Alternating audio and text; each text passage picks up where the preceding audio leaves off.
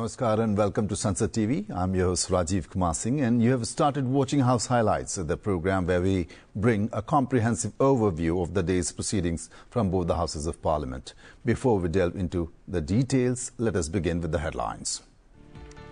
Rajya Sabha passes the Mines and Minerals Development and Regulation Amendment Bill 2025. Coal and Mines Minister G. Kishan Reddy says the legislation will generate employment opportunities and benefit tribals as well as people associated with the mining sector.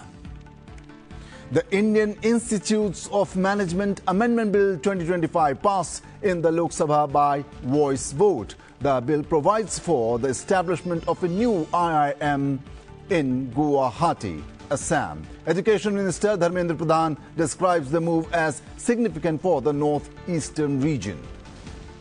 And House proceedings translation now to be available in all 22 languages listed in the 8th schedule of the Constitution, informs Lok Sabha Speaker Om Birla. Translation facilities were available in Hindi, English and 18 other languages earlier.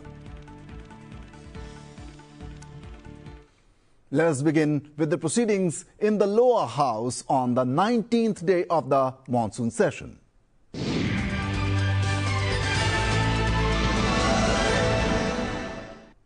Proceedings in the Lok Sabha began amidst sloganeering and protests by opposition members. Amid the uproar, the Speaker, Om Birla, informed the House that interpretation would now be available in all languages listed in the Constitution.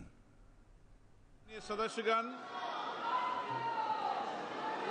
मुझे आपको सूचित करते हुए अत्यंत प्रसन्नता हो रही है कि हम सदन में संविधान की 8वीं अनुसूची में उल्लिखित सभी भाषाओं में इंटरप्रिटेशन की सुविधा उपलब्ध करा रहे हैं।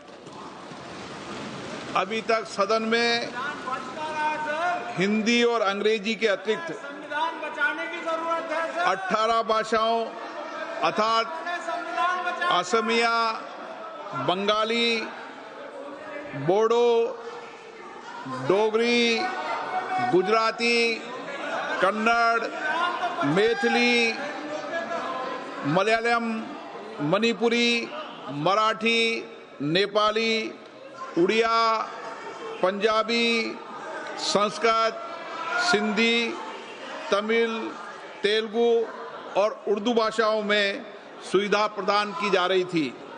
अब इसमें कश्मीरी, कोंकणी और संताली भाषाओं को भी शामिल कर लिए जाने से हम संविधान में उल्लिखित सभी भाषाओं में इंटरप्रिटेशन की सुविधा उपलब्ध करा रहे हैं। माननीय सदस्यगण, दुनिया में भारत की संसद है जिसमें 22 भाषा के अंदर हम साइमल्टेनियस उपलब्ध है। दुनिया में कहीं नहीं है इतनी भाषाओं के अंदर। ये भारत के संविधान और भारत पे हमको गर्व करना चाहिए, देश के लोकतंत्र पे गर्व करना चाहिए। इसलिए मेरा आग्रह आपसे कि आप सदन चलाने में सहयोग करें। दुनिया का सबसे बड़ा लोकतंत्र हमारा है। मुझे आशा है आप सदन चलाने में सहयोग करेंगे। Question hour in the Lok Sabha on Tuesdays has listed queries related to the Ministries of Agriculture and Farmers Welfare, Commerce and Industry, Cooperation, Fisheries, Animal Husbandry and Dairying, Heavy Industries, Home Affairs, Panchayati Raj, Rural Development, Social Justice and Empowerment, Steel and Textiles. On the 19th day of the monsoon session, the first question that could be asked related to the personnel strength in Bharati Bhasha Anubhag. BJP member Dr. Sanjay Jaiswal, in his supplementary question, inquired about the steps taken for the protection and promotion of official as well as other languages. Let us listen to the reply provided by MOS Home Affairs Nityanand Rai. माननीय प्रधानमंत्री जी के नेतृत्व में और माननीय गृह मंत्री के मार्गदर्शन में राजभाषा सहित भाषाओं के अन्य भारतीय भाषाओं के संरक्षण और संवर्धन के लिए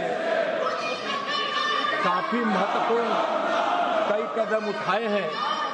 जैसे अखिल भारतीय राजसभा सम्मेलन का आयोजन भी हो रहा है, भारतीय भाषा अनुभाग की स्थापना की गई है, हिंदी शब्द सिंधु डिजिटल शब्दकोश तैयार किया गया है और यह अति महत्वपूर्ण है और जिसका लाभ बहुत मिल रहा है। इसमें हिंदी के मानकीकरण और भाषा तकनीक के विकास हेतु ऑनलाइन हिंदी शब्दकोश जिसमें 7 लाख से अधिक शब्द शामिल हैं। महोदय, कंठस्थ अनुवाद प्रणाली तैयार किया गया है। कंठस्थ एक स्मृति आधारित अनुवाद प्रणाली है जिसमें 5 करोड़ से अधिक वाक्य शामिल हैं। यह प्रतिदिन 15 से 20 हजार नोटिंग का अनुवाद करती है। महोदय, लीला हिंदी प्रभा ऐप मोबाइल बनाया गया है जो 14 भारतीय भाषाओं के उपयोगकर्ताओं को हिंदी सिखाने का सहज और निःशुल्क माध्यम है। महोदय, इस साल हिंदी वाक्य कोश बनाया गया है जिसमें अब तक 6 लाख शब्द एवं 14,000 से अधिक वाक्य शामिल किए जा चुके हैं। महोदय, राजभाषा हिंदी को राष्ट्रीय स्तर पर बढ़ावा देने के लिए प्रशिक्षण तकनीकी टूल विकसित किए गए हैं। केंद्रीय समितियों का गठन हुआ है। 537 नगर भाषाओं कार्यान्वयन समितियों का गठन किया गया है। अंतर्राष्ट्रीय पटल पर भी हिंदी को पहचान मिली है। अब विश्व बैंक की आधिकारिक वेबसाइट में उपलब्ध है। फिजी की सह राजभाषा एवं अबू धाबी में न्यायालयों की तीसरी आधिकारिक भाषा हिंदी बनी है। महोदय, राजभाषा के साथ साथ जितनी भी भारतीय भाषाएं हैं उसको महत्व दिया जा रहा है, इसलिए कि माननीय प्रधानमंत्री जी का कहना है कि हमारी जो मातृभाषा है, हमारी योग्यता, हमारी मेधा हमारी मातृभाषा में ज़्यादा परिलक्षित होती है और इसके लिए जितनी भी भाषाएं हैं उसको संरक्षित और संरक्षण देने का काम विभिन्न पहलुओं पर हम करते हैं। और इसका आप अभी जो भाषा अनुभाग बना है भारतीय भाषा के लिए, अब विभिन्न भाषाओं में कई राज्यों के जो वहाँ की आधिकारिक भाषा के प्रथम स्थान पर है उस पर अब हम लोग पत्राचार भी करते हैं। Responding to a question on beneficiaries under Pradhan Mantri Awas Yojana Gramin in Tamil Nadu, Rural Development Minister Shivraj Singh Chauhan alleges that the state government has not accepted over 2,15,000 houses sanctioned a year ago. He further stated that more than 3,10,000 houses remain incomplete in the state despite the centre providing 608 crore rupees for the purpose. माननीय अध्यक्ष महोदय, मैं माननीय सदस्य को धन्यवाद देना चाहता हूं। उन्हें तमिलनाडु की गरीब जनता का सवाल पूछा है। मुझे कहते हुए बहुत तकलीफ है माननीय अध्यक्ष महोदय। प्रधानमंत्री नरेंद्र मोदी जी की सरकार ने तमिलनाडु में भी गरीबों के मकान बनाने के लिए लक्ष्य आवंटित किया है, लेकिन माननीय अध्यक्ष महोदय, अन्याय की पराकाष्ठा है। 1 साल से ज्यादा हो गया, 2,15,000 मकान तमिलनाडु की सरकार ने पीएम आवास के स्वीकृत ही नहीं किए हैं। हम पैसा दे रहे हैं गरीबों के मकान बनाने के लिए और तमिलनाडु की सरकार मकान स्वीकृत नहीं कर रही। ये अन्याय है, ये गरीबों के साथ धोखा है, ये पाप है माननीय अध्यक्ष महोदय। और इतना ही नहीं, 3,10,000 मकान पूरे ही नहीं हुए, वहां पैसा दिया जा चुका है लेकिन सरकार मकान पूरे नहीं कर रही। 608 करोड़ रुपया तमिलनाडु सरकार के खाते में पड़ा हुआ है। भारत सरकार का, केंद्र सरकार का अंश 608 करोड़ रुपया तमिलनाडु के खाते में पड़ा है। वो गरीबों का मकान नहीं बना रहे, मकानों को स्वीकृति नहीं दे रहे। और इसलिए माननीय अध्यक्ष महोदय 2018 के आवास प्लस की सूची के 50,815 मकान का लक्ष्य हम तमिलनाडु को नहीं दे पा रहे। आखिर इनको तकलीफ क्या है? गरीबों के मकान बनेंगे तो इनको तकलीफ क्या है कि मोदी जी का नाम होगा इसलिए मकान नहीं बनने दे रहे। और पराकाष्ठा तो यह है कि पूरे देश में वो गरीब जिनके पास कच्चे घर हैं उनको नया मकान बनाने के लिए 2024 में सर्वे किया गया। तमिलनाडु की सरकार ने सर्वे नहीं किया सर, सर्वे तक नहीं किया। ये गरीबों के साथ अन्याय है, धोखा है, पाप है। मैं तमिलनाडु सरकार से हाथ जोड़ के प्रार्थना करता हूँ कि गरीबों के मकान स्वीकृत करे, गरीबों के मकान बनाने के लिए वो सर्वे करे ताकि हम गरीबों के मकान बना सके। मैं हाथ जोड़ के प्रार्थना करता हूँ तमिलनाडु की सरकार से गरीबों के साथ अन्याय ना करे। After a couple of adjournments in between, the House reassembled at 2 p.m. Minister of State for Finance Pankaj Chaudhary then laid a copy of the notification published in Gazette of India seeking to exempt cotton from import duty of 11%. मैं अपने वरिष्ठ सहयोगी श्रीमती निर्मला सीतारमण की ओर से अधिसूचना संख्या 35/2025 सीमा शुल्क जो 5201 के अंतर्गत वर्गीकृत कपास के लिए 19 अगस्त 2025 से 30 सितंबर 2025 तक 11% के आयात शुल्क से छूट देने का प्रावधान करती है कि एक प्रति हिंदी और अंग्रेजी संस्करण सभा पटल पर प्रस्तुत करता है। Further special discussion on India's first astronaut aboard the International Space Station and the critical role of the space program for Viksit Bharat by 2047 took place in the Lok Sabha on Tuesday. BJP member Nishikant Dubey attacked the Congress, saying the main opposition party does not want to discuss a space mission because of previous scams and the way ISRO scientist Nambi Narayanan was treated during its tenure. मुझे ये लग रहा था सभापति महोदय कि शुभांशु शुक्ला जो है वो कोई भारतीय जनता पार्टी का आदमी नहीं है, वो देश का आदमी है। 140 करोड़ लोगों को उसने रिप्रेजेंट किया और वो भारत का प्रथम अंतरिक्ष यात्री बना। पूरा विपक्ष जो है कंधे से कंधे मिलाकर माननीय प्रधानमंत्री जी के सपोर्ट करेगा, उसको प्रेज करेगा और दुनिया को बताएगा कि जहां तक सुरक्षा का सवाल है, स्पेस का सवाल है, विकास का सवाल है, विकसित भारत बनाने का सवाल है, उसमें पूरा देश एक है। लेकिन क्या कर रहे हैं? पूरे पार्लियामेंट को इन्होंने बंधक बना लिया है। और मैं कल से सोच रहा था सभापति महोदय कि आखिर कारण क्या है कि ये स्पेस जैसे विषय पर भी कांग्रेस बात नहीं करने देना चाहती, हमारे आवाज को दबाना चाहती है। और उसमें जब मैं गया तो मैं सुप्रीम कोर्ट के एक जजमेंट के ऊपर गया सर। आपको ध्यान हो कि केरल में, यहाँ सुरेश गोपी जी बैठे हुए हैं, नाम्बी नारायण इसरो के बहुत बड़े साइंटिस्ट थे, बहुत बड़े साइंटिस्ट थे। और 94 में इस कांग्रेस की सरकार ने सीबीआई के माध्यम से उनको अरेस्ट कर लिया, स्टेट पुलिस के माध्यम से उसको अरेस्ट कर लिया। और मैं केवल सुप्रीम कोर्ट के जजमेंट की कुछ प्रतियां पढ़ना चाहता हूं सर। सुप्रीम कोर्ट कहता है कि it is if the obtaining factual matrix is adjusted on the opposite principles and parameters, there can be no scintilla of doubt that the appellate, a successful scientist having national reputation, has been compelled to undergo immense humiliation. The discal attitude of the state police to arrest anyone and put him in the police custody has made the appellate to suffer the economy.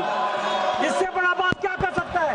एक scientist को आपने पाकिस्तान के कहने पर, चीन के कहने पर अरेस्ट कर लिया, इसलिए स्पेस पर डिस्कवर नहीं करने का चाहते हो। मनमोहन सिंह जी और सोनिया गांधी के नेतृत्व में पूरी कांग्रेस ने सैटेलाइट का, स्पेस मिशन का, वैज्ञानिक का, साइंटिस्ट का, सबका कबाड़ा कर दिया सर। और उससे इम्पोर्टेंट यह है सर कि जो अटल बिहारी वाजपेयी जी की सरकार, हमारी सरकार करके गई थी कि Antrix has already into A transponder lead, उसको भी कंसील किया sir. After another adjournment, the House reconvened at 4 p.m. Education Minister Dharmendra Pradhan then moved for discussion and passing of the Indian Institutes of Management Amendment Bill 2025. The bill further amends the Indian Institutes of Management Act 2017 and provides for the establishment of an IIM in Assam. After the minister's initial remarks, the bill was passed, taking the sense of the House via a voice vote. आपकी अनुमति से हमें देश के एक महत्वपूर्ण विषय को आपके सामने रखने की अवसर दिया गया है। पहली बार आसाम जैसे प्रांत में, जो हमारी पूर्वोत्तर की एक मुख्य केंद्र है, नॉर्थ ईस्ट की नर पॉइंट है गुवाहाटी में संसद में सरकार की ओर से एक बहुत ही महत्वाकांक्षी education institution Indian institute of management की एक नई ब्रांच खोलने के लिए इस पवित्र संसद की अनुमति लेने के लिए आया हूँ। मैं विपक्ष के सभी सदस्यों को अपील करता हूँ, IIM जैसे इंस्टीट्यूशन तो जो नॉर्थ ईस्ट की स्टूडेंट्स की बहुत दिनों से मांग थी, माननीय प्रधानमंत्री नरेंद्र मोदी जी ने आसाम की सामग्रिक विकास के लिए, नॉर्थ ईस्ट की डेवलपमेंट के लिए IIM को बनाने के लिए दायित्व लिया है। आसाम के मुख्यमंत्री श्री हिमंत बिस्वा शर्मा जी ने निरंतर प्रधानमंत्री जी के सामने और भारत सरकार के सामने इस प्रसंग को रखा है। IIM आज हमारे देश की एक विश्व की एक बड़ी ब्रांड बन चुकी है। बीच स्कूल में देश में अभी तक 21 IIM काम कर रहा है। इस बार की गुवाहाटी IIM, जिसमें भारत सरकार 550 करोड़ रुपया की आर्थिक अनुदान की व्यवस्था की है, आसाम सरकार उसके लिए सारे प्रकार की लैंड से लेकर अन्य सभी सुविधा को उपलब्ध कराने के लिए जिम्मेवारी लिया है। मैं फिर एक बार इस बार IIM की प्रतिष्ठा बढ़ी है। चेयरपर्सन महोदय, IIM की प्रतिष्ठा इतनी बढ़ी है, विदेश में भी IIM खुले, इस प्रकार की मांग है। UAE गवर्नमेंट ने, दुबई गवर्नमेंट ने IIM अहमदाबाद को अपने यहाँ खुलाने के लिए अपने ही खर्चे से इस बार अगले महीने से IIM दुबई कैंपस खुलने वाला है। ये IIM की मर्यादा बढ़ रही है, IIM की नई ऊंचाई आज IIM छू रहा है। मंत्री जी, आप प्रस्ताव करें कि विधेयक को पारित किया जाए। ऑनरेबल चेयरमैन साहब, I move that the bill be passed. प्रश्न है कि विधेयक को पारित किया जाए। जो सदस्य इसके पक्ष में वो हाँ कहे, जो सदस्य विरोध में वो ना कहे। मेरे विधान में निर्णय हाँ वालों के पक्ष में हुआ है, हाँ वालों के पक्ष में हुआ है। प्रस्ताव स्वीकृत हुआ, विधेयक पारित हुआ। Let us now take a look at what took place on Tuesday in the Rajya Sabha.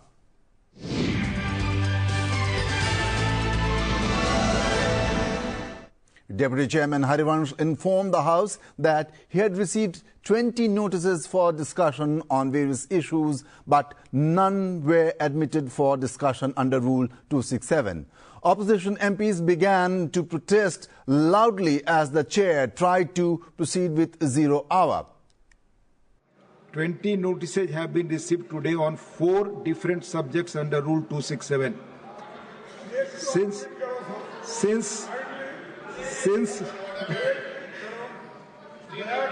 Since none of these notices received today are in adherence to the requirement of the rules, I am not admitting any of the notices. The Deputy Chairman informed the House that both the 0 hour and question hour were very important proceedings. He then invited BJP member Kanad Purkayastha to raise his issue, but his efforts were unsuccessful. The stalemate between the opposition and the Treasury benches continued over the revision of the voter list in Bihar. Amid commotion, the Deputy Chairman adjourned the House until 2 p.m.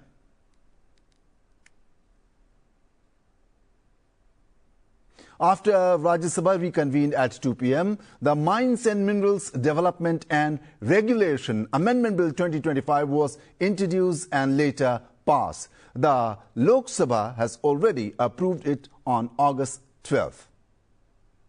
आज industry partner सहयोग और राज्य सरकारों से बात करके, stake holder से बात करके आज भी इस MMDR एक्ट में 6 अमेंडमेंट्स ला रही है। इस भी संशोधन भारत मिनरल क्रिटिकल मिनरल के क्षेत्र में आत्मनिर्भर बनाने के दिशा में एक स्ट्रैटेजिक और दूरदर्शी कदम है। प्रधानमंत्री जी के नेतृत्व में हम दुनिया में जो जियो पॉलिटिक्स हो रहे हैं उसी दृष्टिकोण से भारत भी एक आत्मनिर्भरता दृष्टिकोण से आगे बढ़ना चाहिए। और इसी मैं इस सदन से आग्रह करता हूं कि सभी संसद महानुभावों से इस विधेयक को समर्थन प्रदान करें और भारत की मिनरल सप्लाई चेन को मजबूत करने के लिए मैं सहयोग देने के लिए आपके सामने रखता हूं। Presenting the bill, Minister of Coal and Mines G. Kishan Reddy informed the House that the necessary amendments were made to increase employment and benefit tribal people and others in the mining sector. The minister reiterated that under the leadership of Prime Minister Narendra Modi, the coal and mining sector had undergone revolutionary reforms in the last 10 years, making India the second largest coal consumer. Members of the Rajya Sabha expressed their support and offered suggestions for the bill. Exploration में क्षेत्र की विस्तार की अनुमति देता है। अगर एक मिनरल है वहां पर दूसरा मिनरल पाया जा रहा है तो हम कंटिन्यूअस एरिया का उसको विस्तार कर सकेंगे। जिसको लाइसेंस है कुछ स्थिति में 10% तक विस्तार करेंगे और कुछ स्थिति में 30% तक हम विस्तार कर सकेंगे। It is vital for defense, technology and clean energy sectors. The reduction of costs, this bill encourages more exploration and production of essential minerals. जो global demand for rare earths, critical minerals, this is set to double to over 8,000 tons by the year 2030. Half of it which will be driven by electrical vehicles and wind turbines. And very few people know that despite India having the third largest reserves in the world, almost 6 to 7 million tons, unfortunately we only produce less than 1% of global output. इसलिए we urgently need to implement mining of critical earths and rare earths and critical minerals in India urgently. इस संशोधन विधेयक में खनन पट्टा क्षेत्र में पाए जाने वाले अन्य खनिजों को खनन पट्टे में शामिल करने की सुविधा का भी प्रावधान है। यदि शामिल किया गया वह खनिज क्रिटिकल हो, सामरिक या गहराई में स्थित खनिज है तो पट्टा धारक को राज्य सरकार की कोई अतिरिक्त देन नहीं देना होगा। केवल रॉयल्टी देकर इन क्रिटिकल सामरिक या गहराई में स्थित खनिजों का पट्टा धारक निकाल कर सकेगा। महोदय, भविष्य में दुनिया की अर्थव्यवस्था उन तकनीकों पर आधारित होगी जो लिथियम, ग्रेफाइट, कोबाल्ट, टाइटेनियम और दुर्लभ खनिजों पर निर्भर करेगी। और इस विधेयक के माध्यम से दुर्लभ तथा महत्वपूर्ण खनिजों की मांग को देश को एवं विदेश से ही नहीं विदेश से भी पूरा करने का लक्ष्य इस विधेयक के माध्यम से रखा गया है। आज हम लोग भी जो थोड़े बहुत परेशानी में आते हैं क्योंकि हमें भी हमारी फैक्ट्रीज, हमारे बहुत सारी वैल्यू सप्लाई चेन्स को हम पूरा नहीं कर पा रहे हैं। उसका वजह है कि हमारे पास रेयर अर्थ, क्रिटिकल मिनरल्स की कमियां हैं और इस वजह से कहीं कहीं हमको दुनिया में लोगों के साथ समझौते हमारी इच्छा के विपरीत भी करने पड़ते हैं। वो समय को हमको आगे मतलब हरण करके आगे जाना है और भारत को सशक्त बनाने के लिए 2047 का विकसित भारत का जो मिशन है उसमें खनिज आपदा ये हमारे लिए बहुत बड़ा अहम भूमिका खेलने वाली है। इसका महत्व आगे आने वाली पीढ़ियों के लिए हमारे भारत को 100-200 साल के बाद का भारत जब हम देखेंगे तो उसमें आज की जो ये नीति जो बनने जा रही है, ये कानून जो बनने जा रहा है, ये इसकी बहुत बहुत बड़ी महत्वता रहने वाली है।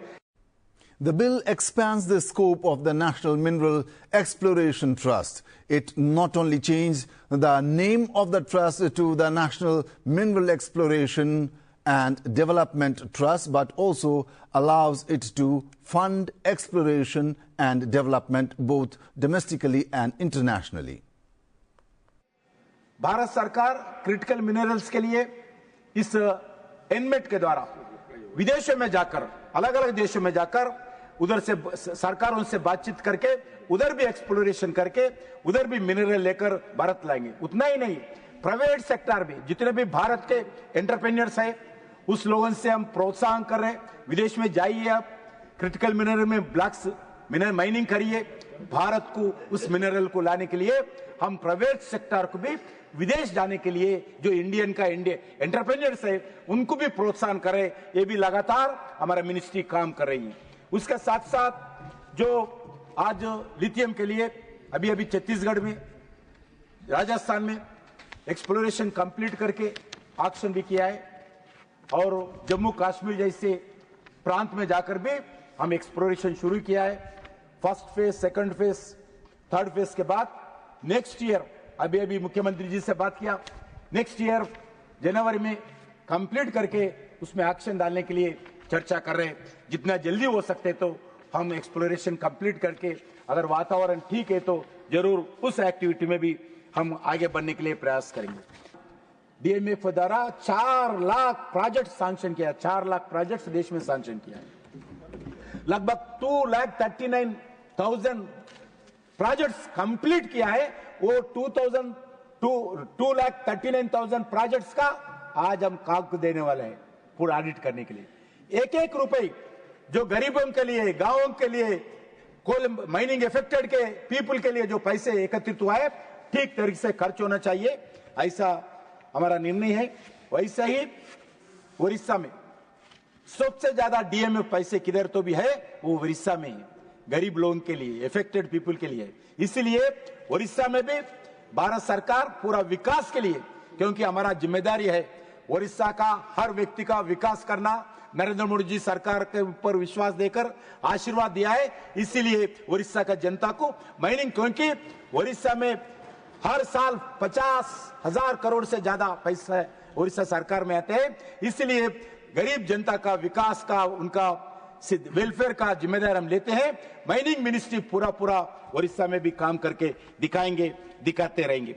वैसा ही आज एक्सप्लोरेशन काम के भी अलग अलग विकास के काम हम कर रहे हैं। Later, the Rajya Sabha passed the bill with a voice vote. That's all in this bulletin. We will continue to track the proceedings of the Parliament throughout the monsoon session and keep you abreast of all important developments in our program, House Highlights. Till we meet next, goodbye.